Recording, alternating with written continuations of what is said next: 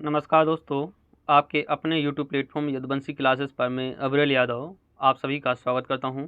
दोस्तों, हमने previous video में मध्य प्रदेश के राज्यपाल के संबंध में महत्वपूर्ण तथ्यों को डिस्कस किया था। उनके कुछ फैक्ट बचे हुए थे राज्यपाल के संदर्भ में दोस्तों, और आज हम अनुच्छेद भी साथ में जो राज्यपाल के संबंध में हमारे संविधान में जो अनुच्छेद मेंशन किए गए हैं, इंपॉर्टेंट अनुच्छेद को डिस्कस करेंगे। जो बचे हुए हमारे महत्वपूर्ण तथ्य हैं उनको डिस्कस करेंगे दोस्तों। तो पहला जो हमारा फैक्ट है वो है भोपाल गैस कांड के संबंध में। हम सारे जितने भी फैक्ट हैं वो आपको डिस्कस करेंगे दोस्तों राज्यपाल के संबंध में। ये तो ये आप देखेंगे तो ये कब ये घटना हुई, ये तो 3 से 4 बार प्रश्न बन चुका है। 2 से 3 दिसंबर 1984 सभी को पता है।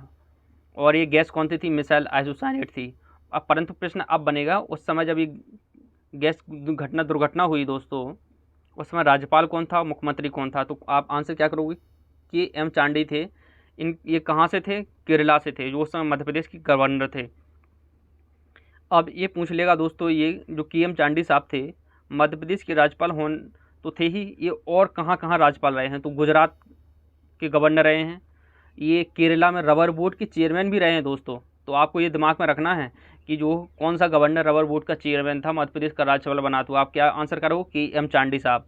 और पुदुचेरी के भी जो आपकी यूनियन टेरिटरी है पांडुचेरी के भी ये गवर्नर रह चुके हैं दोस्तों। तो ठीक है, आप इतने फैक्ट इन के एम चांडी साहब के बारे में दिमाग रखेंगे। मुख्यमंत्री कौन थे उस समय? अर्जुन सिंह। ठीक है दोस्तों।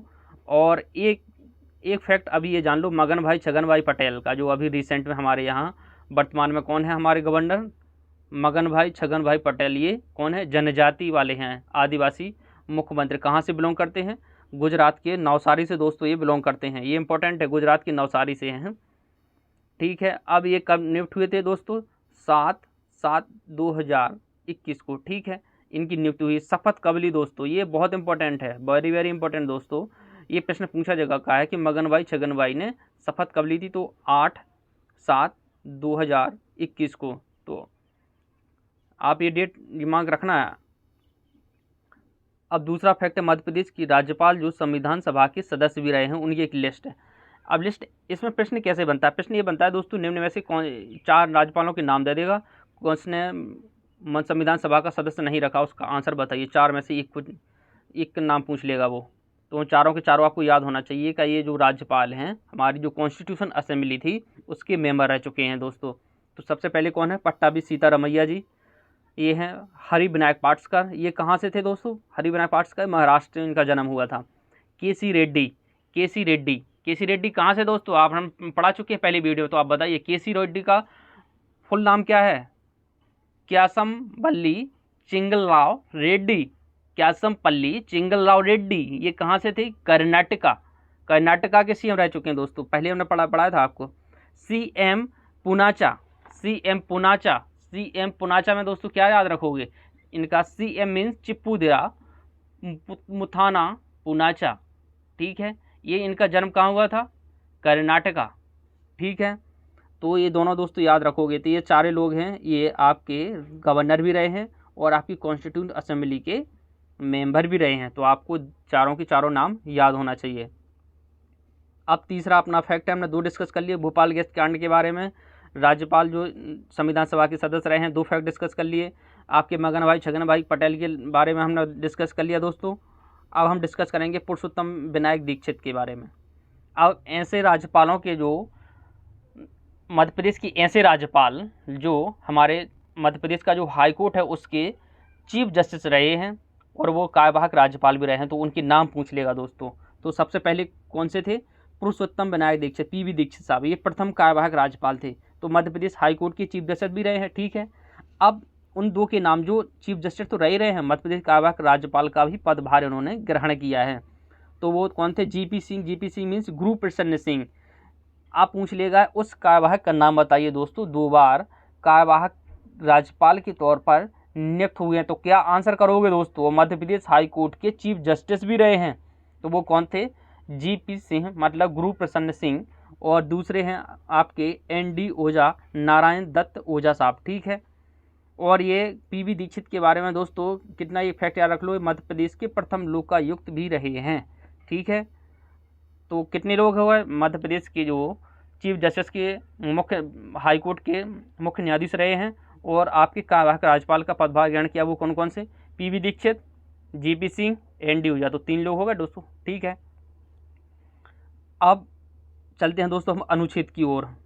इम्पोर्टेंट अनुच्छेद, तो हमने फैक्ट दोस्तों लगभग सब कुछ डिस्कस कर लिया है। अब अनुच्छेद हम देखते हैं। मतलब हमारा जो राज्यपाल है संविधान की किस भाग में मेंशन किया हुआ है, अध्याय कौन सा है, कौन कौन सी इंपॉर्टेंट अनुच्छेद हैं वो डिस्कस करने जा रहे हैं। तो भाग पूछ लेगा जो राज्यपाल के संबंध में हमारे संविधान में कहाँ उल्लिखित है, मतलब किस भाग में वर्णन किया गया है, तो पार्ट 6 करोगे दोस्तों, ठीक है। अध्याय कौन सा है? 2 है। अब कहाँ से स्टार्ट होता है? 153 कौन सा आर्टिकल है? प्रत्येक राज्य के लिए एक राज्यपाल होगा, ये बात कही गई थी। परंतु अब वर्तमान में आपने देखा होगा एक ही राज्यपाल 2 या 2 से अधिक राज्यों के लिए राज्यपाल के पदभार ग्रहण कर सकता है। तो वो ऐसी व्यवस्था कब हुई? इम्पोर्टेंट है, ये हुआ पहले यही व्यवस्था थी कि एक प्रत्येक राज्य के लिए एक राज्यपाल होगा, परंतु बाद में एक ही राज्यपाल 2 या 2 से अधिक राज्यों के लिए राज्यपाल हो सकता है। तो वो कौन से संविधान से? प्रश्न आ चुका है दोस्तों, एमपीपीएससी में 2 बार पूछा जा चुका है कि 2 या 2 से अधिक राज्यों के लिए संविधान में एक ही राज्यपाल 2 या 2 से अधिक राज्यों के लिए राज्यपाल का पदभार ग्रहण कर सकता है। वो व्यवस्था कब हुई? 7वें संविधान संशोधन अधिनियम 1956 के तहत। तो ये संविधान संशोधन याद रखना दोस्तों, 7वें संविधान संशोधन के द्वारा एक ही राज्यपाल 2 या 2 से अधिक राज्यों के लिए राज्यपाल की तरह कार्य कर सकता है। तो वो कौन सा संविधान संशोधन? 7वां। अब है 154 में क्या गया है? अब प्रश्न क्या बन जाएगा स्टेटमेंट में? जनरली अब कंचलू प्रश्न पूछ रहा है दोस्तों कि राज्यपाल की जो कार्यपालिका शक्ति है किसमें निहित है। 4 ऑप्शन दे देगा वो, मुख्यमंत्री दे देगा, यहाँ की मंत्रिमंडल दे देगा, मंत्रिपरिषद दे देगा, विधायिका दे देगा और राज्यपाल देगा। तो आंसर क्या करोगे? राज्य की जो executive power of state shall be vested in governor. तो राज्य की जो कार्यपालिका शक्ति है किसमें निहित होगी? आपके राज्यपाल में। वहीं आप अगर सेंट्रल लेवल पे देखो तो हमारे जो ये संघ की कार्यपालिका शक्ति किसमें निहित होगी दोस्तों? राष्ट्रपति में निहित होगी। अब ये इंपॉर्टेंट अनुच्छेद हैं, हमने ये ट्रिक बनाई है दोस्तों, अगर आपको इससे मदद मिल जाएगी, याद करने में आसानी हो जाएगी। 153 हमने देख लिया, 154 एग्जीक्यूटिव पावर देख ली।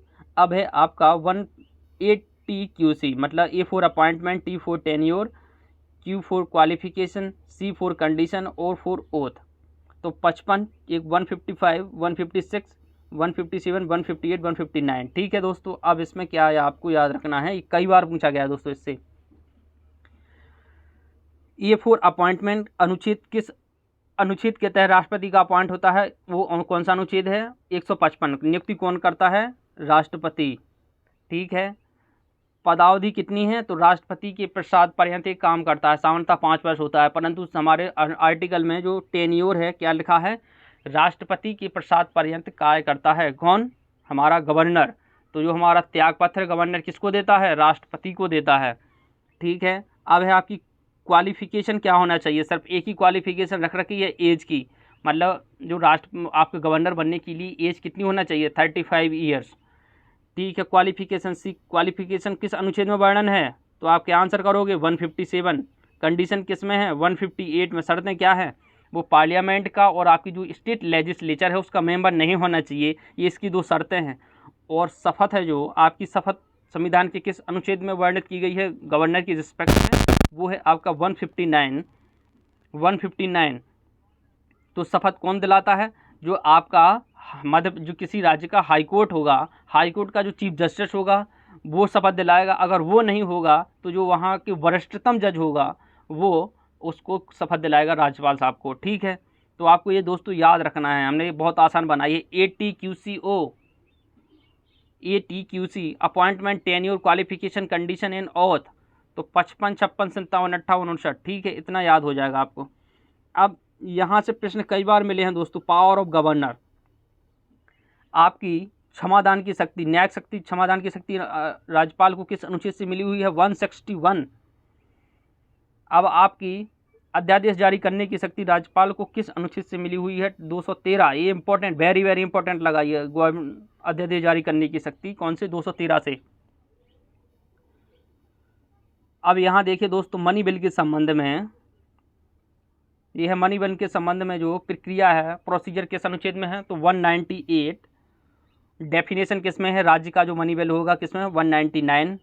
और आपको विधेयक पर अनुमति किस अनुच्छेद के तहत राज्यपाल देता है, तो 200।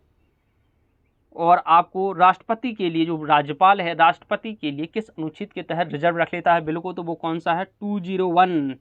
तो 198, 199, 200, 201 ये बहुत इंपॉर्टेंट है दोस्तों, चारों के चारों आपको याद होना चाहिए।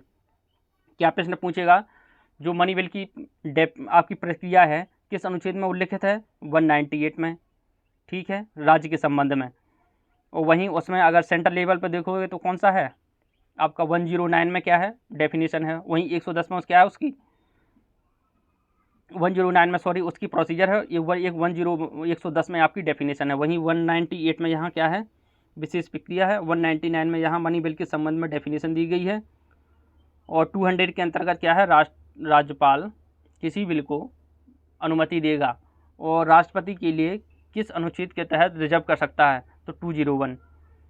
और आपका जो राज्यपाल है जो बजट रखवाता है किस अनुच्छेद के तहत, तो 202 के तहत। तो ठीक है दोस्तों, इस वीडियो हमने लगभग सब कुछ डिस्कस कर लिया है। इस वीडियो को आपको पसंद आया तो दोस्तों एक बार इसको लाइक शेयर सब्सक्राइब जरूर करें न्यू व्यूअर्स हों, और कमेंट बॉक्स में अपने सुझाव जरूर साझा करें। धन्यवाद।